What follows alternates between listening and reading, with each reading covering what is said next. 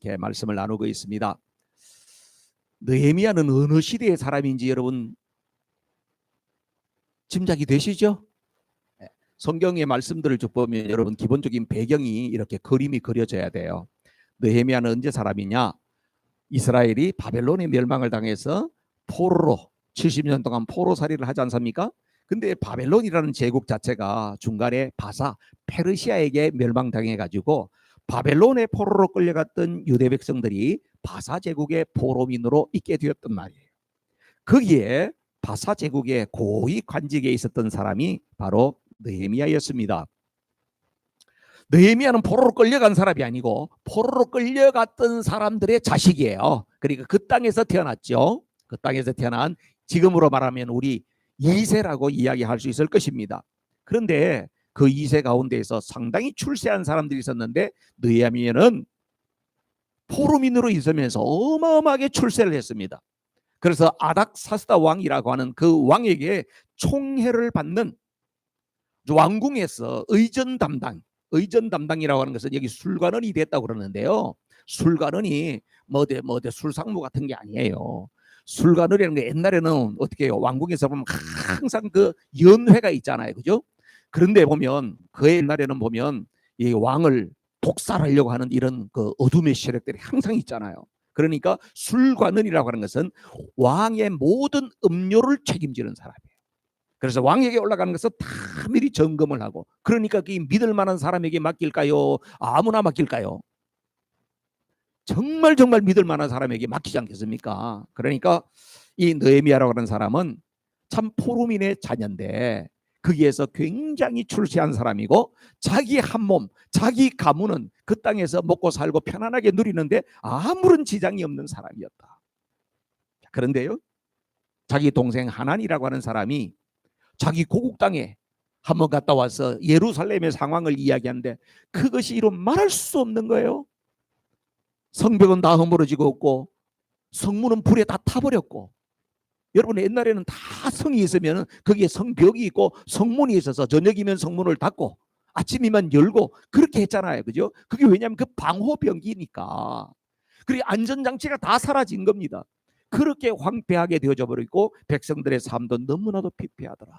그 이야기를 듣고 났더니 느헤미야는 가슴이 찢어지도록 아픈 거예요. 왜 그럴까? 이것이 우리 조상들의 죄 때문에 하나님 앞에 우리가 아직까지도 이 벌을 받고 있는 거구나.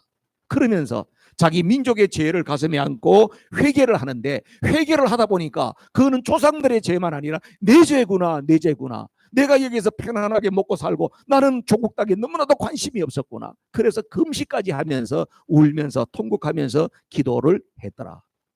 그게 어디 나온 이야기였어요? 지난주에 나온 이야기였어요. 복습이었습니다. 자, 그렇게 해서 기도를 얼마나 했냐? 한 달, 두 달, 세 달, 네 달. 느헤미야의 기도는 계속 이어졌습니다.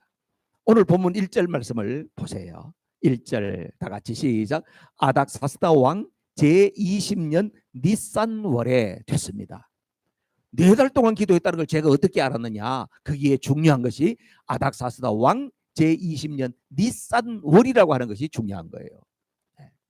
그러면 이 느헤미야가 하나님의 소식을 언제 들었느냐? 1장 1절 보세요. 1장 1절. 거기에 보면 이렇게 되어 있어요. 시작. 유다왕 여호야김이 다스린 3년이 되는 해에, 다니엘서 1장 1절. 시작. 유다왕 여호야김이 다스린 지 3년이 되는 해에 바벨론 왕 느부갓네살이, 느헤미야서를 1장 1절 성경을 읽을게요. 다 같이 시작. 하가랴의 아들 느헤미야가 한 말이다. 20년 기슬로월 내가 도성 수산에 있을 때에, 거기에 기슬로월이라고 돼 있어요. 기슬로월. 기슬로월이 뭐고 니산월이 뭐냐? 우리나라로 말하게 되면 무슨 정월달이 있고 무슨 달이 있고 이렇게 이름이 있잖아요. 그거하고 똑같은 거예요. 그러니까 기슬로월이라고 하는 것은 지금 양력으로 말하면 몇 월 달쯤 되느냐 하면 11월, 12월쯤 되는 거예요.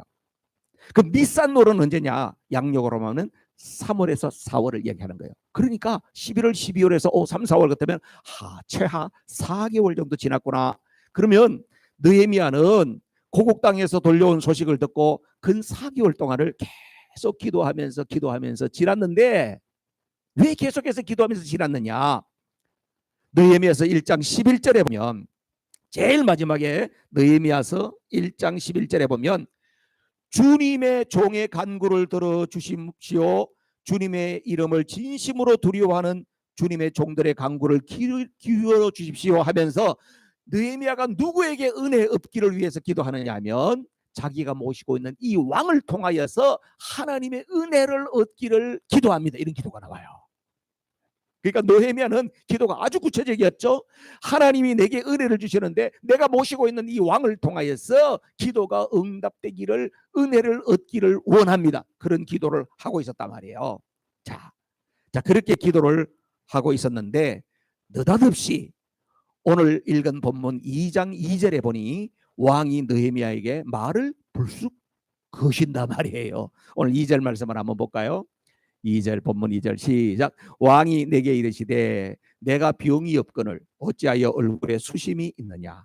이는 필연 내 마음에 근심이 있음이로다 하더니 그때 내가 크게 두려워하여.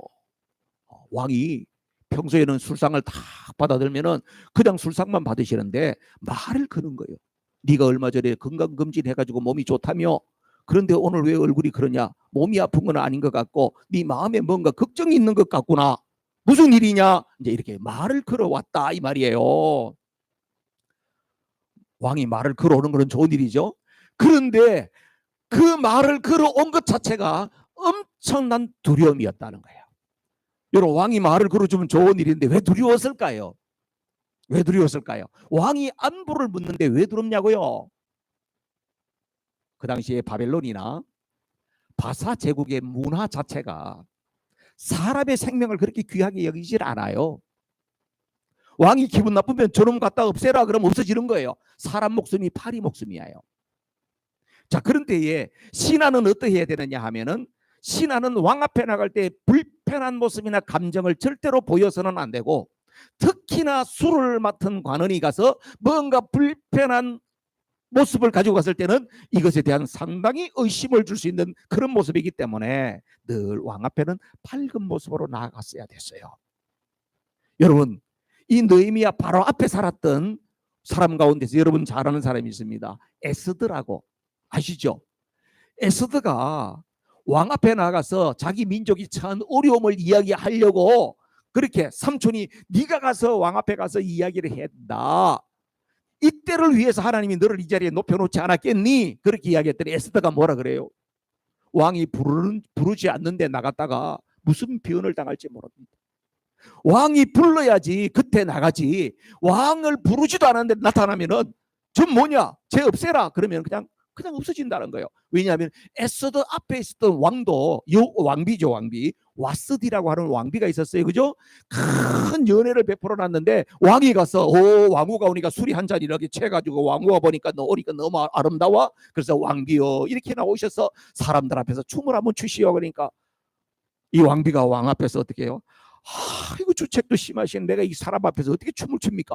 그랬다가 그냥 날아가 버렸잖아요. 춤 한번 췄다고 그냥 폐위돼 버린 거 아니에요. 그러니까 거기에는 왕의 한마디가 모든 것이 결정되는 거예요. 그래서 네 얼굴이 수심이 가득하구나 이렇게 이야기하는데 엄청나게 지금 두려운 상황이 발생한 거지요. 그런데 저는 기도의 응답이라고 하는 것은 이런 것들이 기도의 응답이라고 생각을 해요. 우리가 생각지 않았던 그런 일들, 그죠? 이스라엘 백성들이 거기에서 고통당하고 있으면서 바벨론과 바사의 문화는 그들과는 너무나 다른 아주 혹독한 문화임에도 불구하고 왕이 아주 이 느헤미야에게 친절을 베풀면서 말을 걸어오는 이 자체가 은혜로구나. 왜? 느헤미야가 지금까지 4개월 동안 계속해서 기도하고 하나님 이 왕 내가 모시고 온 왕을 통하여서 하나님의 은혜를 얻기를 원합니다. 이 마음을 가지고 있었더니 하나님께서는 왕의 마음을 움직이시고 없던 길도 내시고 닫혀있는 문도 열어주시고 일반 상식과 문화를 초월하는 그런 역사가 일어나게 되는 줄로 믿습니다. 여러분, 기도의 힘이라고 하는 것은 바로 이런 것이에요. 기도는 때때로는요 우리의 마음에 소원을 품고 그저 계속 마음속으로 그렇게 품고만 있어도 하나님께서 응답해 주시는 줄로 믿습니다. 또 기도할 때 어떤 일이 벌어지느냐? 3절 말씀 한번 보세요. 3절 다 같이 시작. 왕께 대답하되 왕은 만세수를 하옵소서. 내 조상들의 묘실이 있는 성읍이 이제까지 황폐하고 성문이 불탔사오니 내가 어찌 얼굴에 수심이 없사오리까 하니. 여러분, 왕이 지금 물었어요. 너 왜 이렇게 얼굴에 근심이 있니? 이렇게 이야기했을 때에 느헤미야가 간단하게 말해요. 왕이시여, 제가 어디 출신인지 아시죠? 제가 살던 동네, 우리 부모님들이 살던 동네 예루살렘에 지금 말할 수 없는 어려움이 왔대요. 그래서 제가 마음이 편하지가 않아요. 이렇게 하면 좋을 텐데 지금 느헤미야가 하는 말을 가만히 보세요. 상당히 뭔가 둘러대는 것 같잖아요. 왕은 만세수를 하옵소서. 내 조상들의 묘실이 있는 성읍이 이제까지 황폐하고 성문이 불탔사오니 제가 어찌 얼굴이 편할 수가 있겠습니까? 여러분, 이렇게 이야기한 배경을 알 필요가 있어요. 느헤미야가 이렇게 이야기한 배경이 있어요. 그러니까 느헤미야는 계속 기도하고 있으니까요. 여러분, 기도를 하게 되면 어떻게 해요? 하나님께서 말의 지혜를 주세요. 할렐루야. 기도하면 뭘 준다? 말의 지혜를 주세요. 그럼 기도하는 사람은요, 말을 곱게 해야 돼요. 기도하는 사람은요, 말을 살리는 말을 해요. 기도하는 사람은 말이 달라져요. 지금 왜 이렇게 이야기를 하느냐 하면, 여러분, 이스라엘 백성들이 바벨론의 포로로 잡혀가고 바사 제국에서 고레스라고 하는 왕이 포로 해방을 시켜줬잖아요. 그건 아시죠? 고레스라는 왕이 느닷없이 왕이 딱 되더니 이스라엘 사람들은 전부 다 이제는 너희들 나라로 돌아가거라. 돌아가래. 그러면서 돌아가는데 뭐 하냐면, 돌아가서 너희들이 이제 너희들이 하나님의 성전도 짓고 그렇게 해라. 그러면서 옛날에 바벨론에서 예루살렘 성전에 가서 다 빼앗았던 성전 기물들 있지 않습니까? 그것도 다 챙겨주면서 이것도 가지고 가라. 세상에 이런 일이 어디 있습니까, 여러분? 고레스라고 하는 사람이 하나님을 모르는 사람인데 하나님께서 딱 약속한 시간이 되니까, 하나님께서 바벨론에 70년 포로 생활한다 그러니까 그 시간이 딱 되니까 하나님께서 난데없는 고레스를 그렇게 역사해가지고 이스라엘 백성들이 포로에서 돌아오게 됐다 이 말이에요. 여러분, 포로에서 돌아왔다는 게 얼마나 돌아온 줄 아세요? 지도책 한번 보여주세요. 지도 한번 보여주실래요? 어느 정도 거리가 되냐면, 여러분, 여기에서 뚜루루루 가서 이렇게 해가지고 저기 예루살렘까지 갔다는 이야기예요. 얼마만 가겠어요? 2걸음이면 가겠죠. 2걸음이면 갈 거 아니에요, 그죠? 저기 얼마 정도 됐냐면 2,400km 좀 되는 거예요. 2,400km. 옛날에는 자동차가 있었어요, 없었어요? 현대자동차, 도요타, 렉서스 있었어요? 걸어가잖아요. 걸어가는데 저 이동 거리가 4개월 정도 이동하는 거리예요. 제가 계산을 해봤어요. 4개월 동안 2,400을 가려면 얼마쯤 걸어야 되느냐? 하루에 20km를 걸어야 돼요. 하루에 20km는 여러분 미국이니까 마일이니까 12.5마일씩은 매일매일 걸어야 되는 거예요. 이 중동의 그 불볕 더위의 땅을 그렇게 걸어서 이동해야 되는 것입니다. 그러나 이스라엘 백성들은 희망이 있었어요. 수룹바벨이라고 하는 지도자를 통해서 이스라엘 백성들이 한 근 5만 명 가까이가 야, 이제 우리 고국 땅으로 돌아갈 수 있다 해가지고 1차 포로 귀환이 돼가지고 돌아가요. 4개월에 걸쳐서 갑니다. 그리고 그들이 뭘 해요? 자기 집을 짓고 자기 살림을 뭐 이렇게 하기 전에 성전을 짓자니까 성전을 짓기 시작합니다. 그런데 에스라서 4장에 보면요, 성전 지을 때 분위기를 이야기해주고 있어요. 성전을 잘 지었어, 잘 짓고 있었어. 그런데 어떻게 해요? 방해 세력을 만나는 거예요. 여러분, 우리가 인생이 그렇게 술술 잘 안 풀릴 때가 많아요, 그죠? 성전 짓는다고 하는 것은 얼마나 좋아. 하나님께서는 성전 지으면 그냥 팍팍 밀어주면 좋을 것 같은데 그게 방해 세력이 나타나. 누가? 사마리아 사람들이. 사마리아 사람들이 가만히 생각해 보니까 북왕국에 있던 사람들이죠. 밑에 남왕국 유다 사람들이 와서 거기에 성전을 지어버리면 이 사람들이 그것을 구심적으로 해가 어마어마한 힘을 갖게 될 거 아니야. 근데 그걸 못 견디겠는 거지. 그래서 방해를 합니다. 방해를 하는데 그냥 방해가 아니에요. 얼마나 철저하게 방해한지 몰라요. 그래서 이 성전을 지을 수가 없어요. 그리고 오랫동안 성전을 짓지 못하고 방치되는 일이 벌어집니다. 그러면서 이 성전 재건하는 이 일들은 계속해서 문제가 생겨요. 사마리아 사람들이 어떻게까지 이야기했냐면은 여기에다가 지금으로 하면 가짜 뉴스를 만들어내는 거예요. 가짜 뉴스. 여러분, 사탄이 하는 일 가운데 이 가짜 뉴스라는 거는 진짜 악의적인 거예요. 사람을 갖다가 정말 무너뜨리는 데 있어서 사탄이 잘 쓰는 것은 거짓말이에요. 거짓말.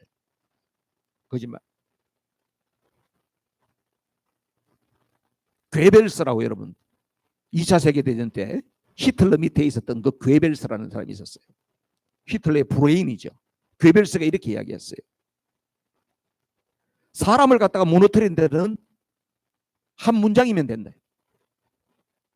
거짓말을 한 문장만 딱 해놓으면 사람 무너질 수 있다는. 그런데 이것을 만회하기 위해서는 책을 한 권을 써도 모자랄 수가 있다는 거예요. 지금도 마찬가지죠. 만약에 여러분 고소를 당했다. 근데 누가 거짓말로 나를 수호했어. 그럼 내가 그걸 디펜서를 해야 될 거 아니에요. 디펜서를 하려면요, 내가 그런 사람이 아닙니다, 내가 목사입니다, 그런다고 되겠어요? 안 돼요. 그 말에 대해서 아니라고 하는 것을 반박하려면 진짜 책을 한 권을 써가지고 그래도 이길까 말까요. 여러분, 사단이 하는 일이 이런 일이에요. 사마리아 사람들이 가짜 뉴스를 만들어내가지고 바사 제국에 있는 왕들에게 계속해서 상소문을 보내는 거예요. 어떻게 보냈대요? 왕이시여, 큰일 났습니다. 이 예루살렘 사람들은 여기에서 주변에 있는 조공을 받고 세금을 왕에게 바쳐야 할 것도 다 떼먹고 자기들끼리 왕실에 대해서 반란을 일으키려고 이 사람들은 반군들의 소굴처럼 그렇게 만들려고 하고 있습니다. 와우. 여러분, 그런 소리를 계속 올리면 왕 입장에서는 2,400km나 떨어져 있는 데서 왕이 들었을 때는 어떤 생각이 들겠어요? 큰일 났구나. 이놈들 하는 일을 어떻게든지 막아야 되겠구나. 그런 생각 들지 않겠어요? 그렇게 해서 이스라엘 사람들이 거기서 예루살렘 성벽을 재건하고 이런 일들을 갖다가 스톱! 더 이상 이거 하지 말아라! 이렇게 막았던 사람이 누구냐? 지금 느헤미야 바로 앞에 있는 이 왕이요. 아닥사스다 왕. 아시겠죠? 느헤미야가 왜 그렇게 둘러대면서 이야기했는지 아시겠죠? 그런 뉴스, 그런 가짜 정보를 듣고 스탑 막았던 사람이 아닥사스다 왕인데, 느헤미야는 그 사람에게 가서 내가 그 동네 사람이고 내가 그 동네를 복원해야 되겠다고 이야기해야 되니까 얼마나 쫄렸겠어요. 그런데요, 느헤미야는 기도의 사람이었잖아요. 하나님이 지혜를 주신 거예요. 그래서 내가 가서 예루살렘 성을 건축하겠습니다, 이렇게 이야기하지 않고요, 우리 조상님들이 묻혀있는 그 땅이 너무나도 황폐하게 되어서 저는 여기에서 편히 살고 있지만은 참이 안 옵니다. 우리나라 말에도 아 다르고 다르다는 말이 있지 않습니까? 그죠? 똑같은 이야기인데도 기도할 때에 말에 지혜가 생기는 거예요. 여러분, 말의 지혜가 바로 어디서 온다? 기도할 때 생기는 거예요. 나는 말이 좀 곱지가 않아. 그럼 뭐가 해야 되겠어요? 기도해야 돼. 기도하면 하나님께서 우리에게 말의 지혜를 주시는 줄로 믿습니다. 그래서 아닥사스다가 자기가 노했던 일들을 이 허락을 하는 거예요. 이게 4절 말씀 한번 볼까요? 4절. 자, 오늘 본문 4절 다 같이 시작. 왕이 내게 이르시되 그러면 내가 무엇을 원하느냐 하시기로 내가 곧 하늘의 하나님께 묵도하고. 아멘. 와우, 왕이 갑자기요, 네가 뭘 원하느냐, 뭐예요? 소원을 이야기하라는 것 아니겠습니까? 그런데 기도하면서 항상 느헤미야는 뭘 생각했을까요? 하나님께서 왕을 통해서 나에게 은혜를 주시기를 기도하고 있으면서 왕이 만약에 이런 기회가 있을 때 내가 뭐라고 이야기해야 될까를 항상 생각하고 있었겠죠. 그런데 그 순간에도 왕에게 바로 이야기하는 것이 아니고 뭐예요? 그 짧은 순간에 하늘의 하나님께 뭘 했다고? 묵도하고. 묵도했다는 것은 조용히 하나님께 집중하고 그 짧은 순간에 하나님께 기도했다는 거예요. 여러분들도 그렇게 하시죠? 그런 데가 많으시죠? 여러분 살아가면서 순간순간 뭐든 일이 있을 때에 하나님 어떻게 해야 되죠? 하나님 도와주세요. 하나님 내가 지금 뭐라고 말해야 되죠? 하나님 이거 예스라고 해야 될까요? 하나님 노라고 해야 될까요? 그럴 때 있죠? 하세요, 안 하세요? 그런 거 안 하세요? 그냥 혼자 다 결정하고 집에 와서 오늘 괜히 했네, 괜히 오늘 그 괜히 그냥 아우 그러면서 여러분 후회합니까? 어떻게 합니까? 순간순간 기도하는 게 굉장히 중요하다는 거예요. 순간 기도. 그걸 어떤 분은 화살 기도라 그래요. 쏜살같이 딱 하나님께 물어보는 거예요. 하나님께. 하나님 지혜를 주세요. 저도 얼마 전에 그런 게 있어요. 어디 인터뷰할 때가 있었어요. 확 애매한 질문을 하는 거예요. 애매한 질문. 계속 기도. 하나님 뭐라고 대답해야 될까? 하나님 뭐라고 기도해야 될까? 뭐라고 대답해야 될까요? 계속 마음속에서 기도가 나오는 거예요. 기도가. 그래서 여러분 에베소서 6장 18절에는 이런 말씀이 있죠. 다 같이 에베소서 6장 18절 시작. 모든 기도와 간구를 하되 항상 성령 안에서 기도하고 됐습니다. 무시로 성령 안에서, 올드본 얘기는 무시로 성령 안에서 이렇게 되어 있어요. 순간순간 성령 안에서 기도해야 된다는 거예요. 운전하는 중에도 순간순간 생각이 떠오를 때마다 기도해야 된다는 거예요. 하나님 앞에 기도하면 하나님께서 답을 가르쳐 주시는 줄로 믿습니다. 이게 엄하게 중요한 습관이에요. 여러분 신앙생활하면서 너무나도 좋은 습관입니다. 기도의 거장들은 보면요, 기도의 거장들은 그냥 거장들이 된 게 아니더라고. 보니까 기도가 아주 특별한 기도가 있어요. 제가 주중에 조영기 목사님이 돌아가셨지만 조영기 목사님 옛날에 한참 있을 때 써놨던 책이 있어서 30년 전에 책인데 제가 봤어요. 4차원의 영성이라고. 그걸 딱 봤어요. 야, 그랬더니 조영기 목사님하고 나하고 기도법이 다르더라고. 저는 기도가 좀 막연해. 하나님이 그냥 다 알아서 잘해 주실 줄로 믿습니다. 내 이렇게 기도를 잘해. 근데 이분은 굉장히 기도가 구체적이요. 그러면서 이렇게 되겠다. 자기가 기도하고 그 응답에 대해서 그림을 그려라.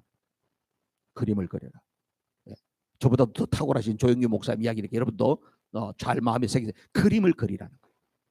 기도의 응답에 대한 그림을 그리고 자기가 기도할 때 분명한 목표, 그리고 이렇게 됐으면 좋겠다 목표를 분명히 갖고 그림을 그리라는 거예요. 그림을 그리라. 그게 어디 나오는 근거가 어디냐? 히브리서 11장 1절. 믿음은 바라는 것들의 실상이요 보지 못하는 것들의 증거니. 믿음은 내가 바라고 그러면 그게 실제가 된다 이거예요. 그게 기도라는 거죠. 기도예요.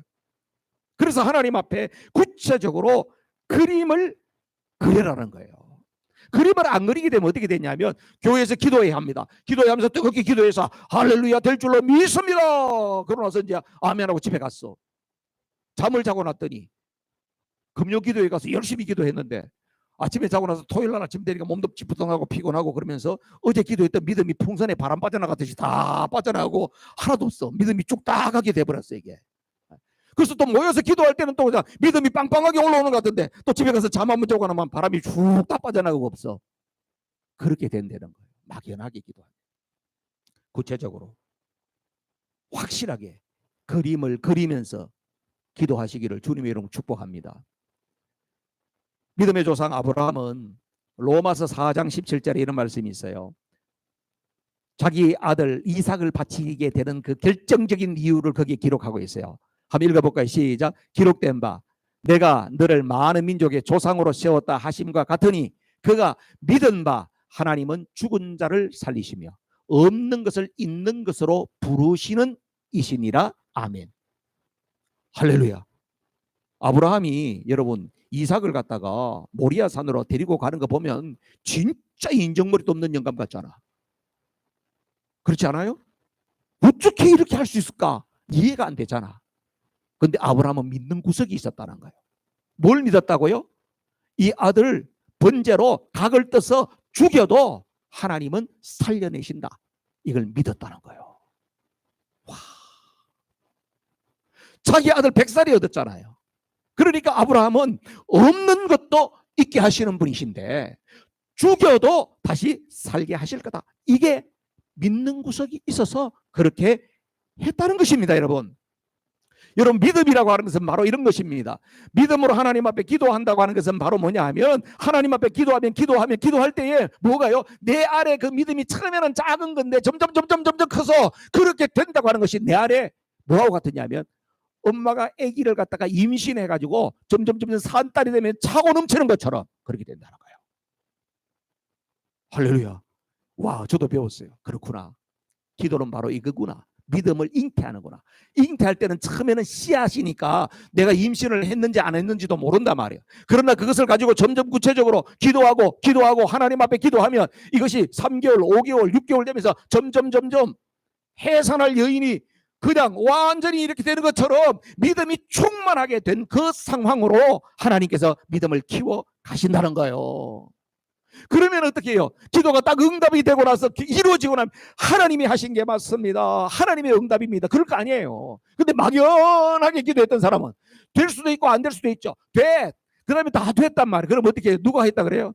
세월이 지나다 보니까 됐겠지. 뭐 옛날에 내가 기도를 한번 하긴 했는데 뭐 하나님이 그때 들으셨나 보지. 감격이 없어요. 그래서 어떻게 해요? 반드시 그림을 그리고 믿음으로 그것을 씨앗이 이 안에 들어가서 잉태가 되어져서 열매가 맺도록 그렇게 기도하라는 거예요. 느헤미야도 그런 기도의 사람이었습니다. 여러분 마가복음 10장에 보면 소경 바디메오가 나옵니다.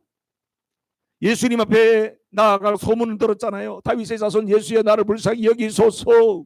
막 소리를 지르니까 사람들이 핀잔을 주지만은 예수님께서 그를 만나 주십니다. 그러고 물어요. 내게 무엇을 하여 주기를 원하느냐? 오늘 왕이 느헤미야에게 물었던 물음하고 똑같은 물음을 하는 거예요. 뭘 해주면 좋겠니? 바디메오가 뭐라 그래요? 선생님, 보기를 원합니다. 그것은 바로 무엇을? 그 안에 믿음이 있는 거예요. 그 믿음으로 그림 그리고 있는 거예요. 예수라고 하는 분을 만나면 나도 그분 앞에 나아가면 눈을 뜨게 될 것이다 하는 것을 믿음을 품고 있어서 예수님을 만나는 순간에 그 고백이 튀어나온 거예요. 그러니까 예수님 뭐래요? 내 믿음대로 될지어다. 아멘. 기적이 나타나더라 하는 것입니다, 여러분. 치유도 이 원리로 일어나는 거예요, 여러분. 어떤 사람은 기적이 나가지고 기도 한번 받았는데 병이 나았습니다 하는 사람도 있고, 또 어떤 사람은 나는 기도 맨날 받아도 안 되더라 하는 사람도 있어요. 그러면 누가 문제가 있는 거예요? 믿음으로 잉태했느냐 안 했느냐 중요한 거예요. 오늘 그냥 목사님한테 기도나 한번 받고 가야 되겠다. 목사님 기도나 한번 해주시죠. 그러고 나서 갔어. 아무 일도 안 일어나. 목사님이 요새 영역이 떨어졌는데 아무 일도 없더라. 다른 사람이 누가 와서 나도 목사님한테 기도. 야, 그거 하지 마라. 목사님이 기도해봐도 낫지도 않더라. 여러분 치유도 먼저 내가 믿음으로 잉태가 돼야 돼요.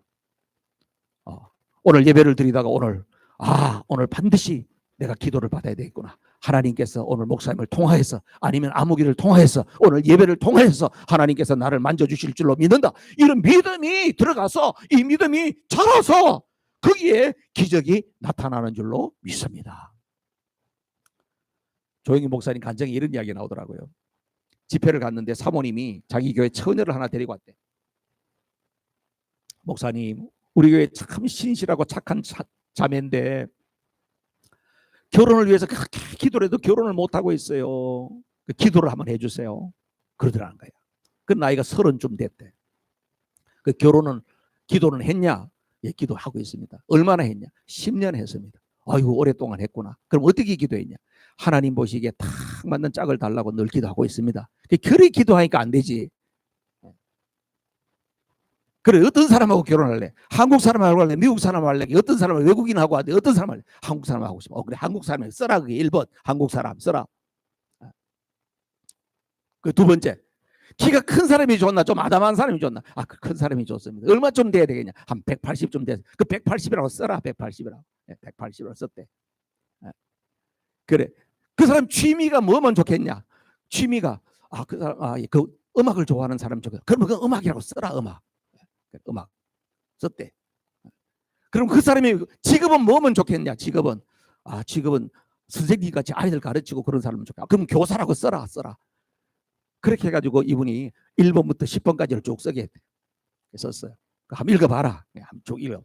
자, 그러면 이걸 거울에다 붙여놓고 저녁마다 가서 이걸 10번씩 읽으면서 하나님 앞에 기도해라. 그럼 아침에도 일어나면 거울 보고 그걸로 기도를 해라. 그러고 나서 기도를 해줬다는 거예요. 그 다음에 그 지역 동네에 가서 집회를 또 하는데 이 사모님이 와가지고 목사님 기도해주고 간 처녀가 얼마 전에 결혼을 했습니다. 그래요? 목사님이 잊어버렸는데 결혼을 했다는 거예요. 그 어떤 사람하고 했냐? 그랬더니 자기 교회에 어떤 음악을 하는 사람 남성 중창팀이 이렇게 와가지고 찬양을 했는데 너무 찬양을 잘해가지고 자기 교회 처녀들이 다 반해가지고 어떤 남자한테 그랬는데 그 남자가 이쁜 처녀들 다 두고 그 노처녀를 갖다가 좋다 그래가지고 결혼을 했습니다. 구체적으로 기도하라. 구체적으로. 여러분 성경에는 하나님께서 약속하신 복이 8,000개가 넘는다는 거예요. 하나님 나에게 복을 주십시오가 아니고 구하라 찾으라 문을 두드리라고 하는 것 자체가 구체적으로. 느헤미야는 하나님께서 왕을 통하여서 내게 은혜를 주실 때에 내가 반드시 왕에게 이렇게 말해야 되겠다. 그걸 그림을 그리고 있었어요. 그림을 그리고 있었다 이 말이에요. 어떻게 아느냐? 느헤미야가 지금 왕이 네가 뭘 원하느냐 딱 그러니까 느헤미야가 바로 딱 이야기가 나오는 거예요. 6절 말씀 보세요. 6절 본문 6절 시작. 그때 왕후도 왕 곁에 앉아 있었더라. 왕이 내게 이르시되 내가 몇 날에 다녀올 길이며 어느 때에 돌아오겠느냐 하고 왕이 나를 보내기를 좋게 여기기로 내가 기한을 정하고 하네. 좀 기다려 보십시오. 계산을 한번 해보고. 이게 아니고 느헤미야는 벌써 다 계산이 돼 있는 거예요. 가는데 얼마 걸리겠고 공사하는데 얼마 걸리겠고 돌아오면 얼마. 예, 왕이시여 얼마 정도 말미를 주시면 제가 그 일을 잘하고 돌아올 수 있을 것 같습니다. 또 뭐가 필요하냐? 7절 보십시오.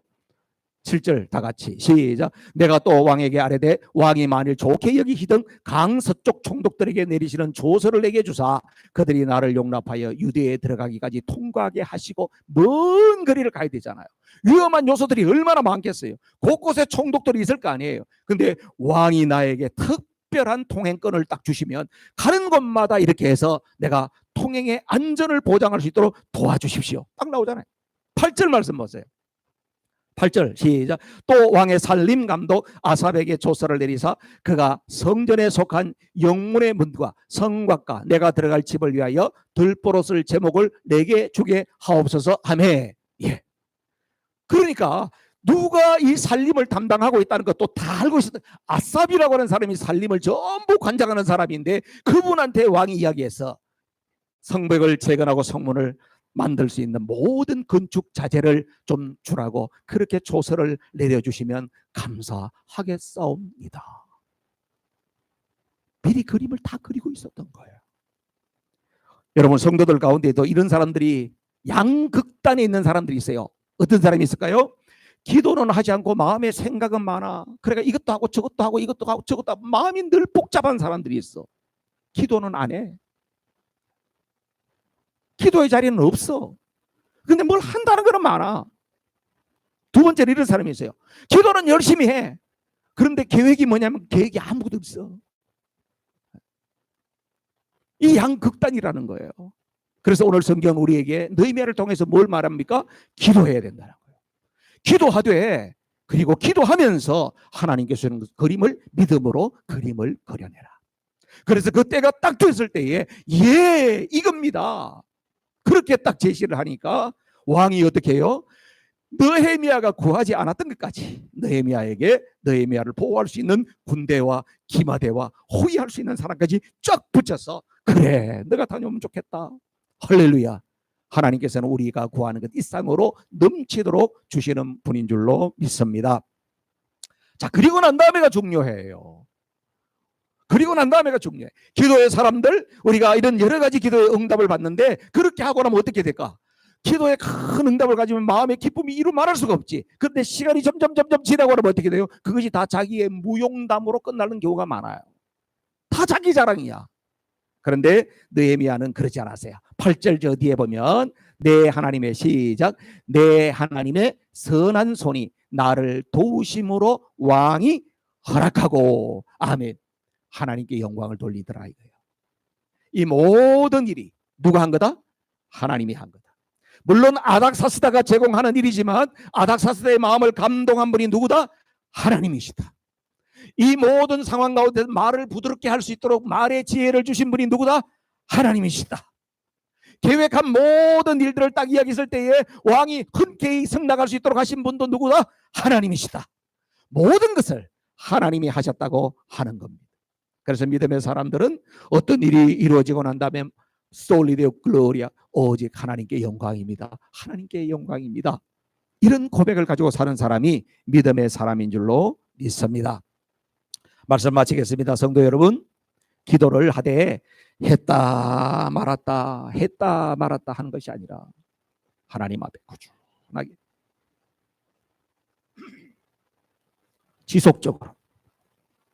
지속적으로 기도에 힘쓰는 저와 여러분 되기를 주님의 이름으로 축복합니다. 기도할 때에 하나님은 우리에게 여러 가지 복잡한 마음들도 있지만 기도할 때에 그 마음을 정리하게 해주세요. 여러분, 기도에 깊은 기도를 경험해 보신 분들은 다 알아요. 기도하다 보면 하나님께서 이거는 포기하게 하고 이거는 붙들게 하고, 하나님이 기도할 때에 우리 마음속에 그림을 완성시켜 주신다 이 말이에요. 우리 마음에 소원이 많이 있지만 기도할 때에 하나님께서 우리의 마음을 정리해 주시는 거예요.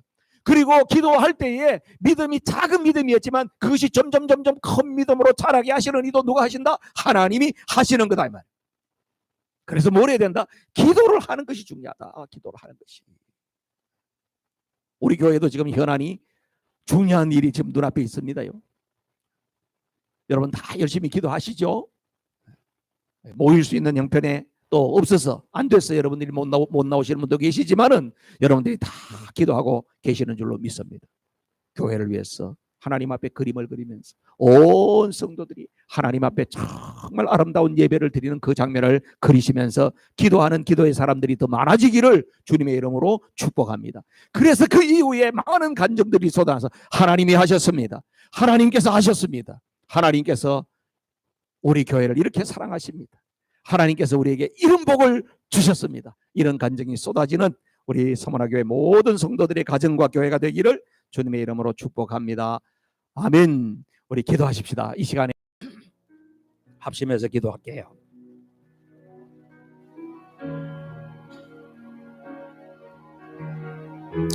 하나님은 우리의 기도 소리를 듣는 걸 참 좋아하세요.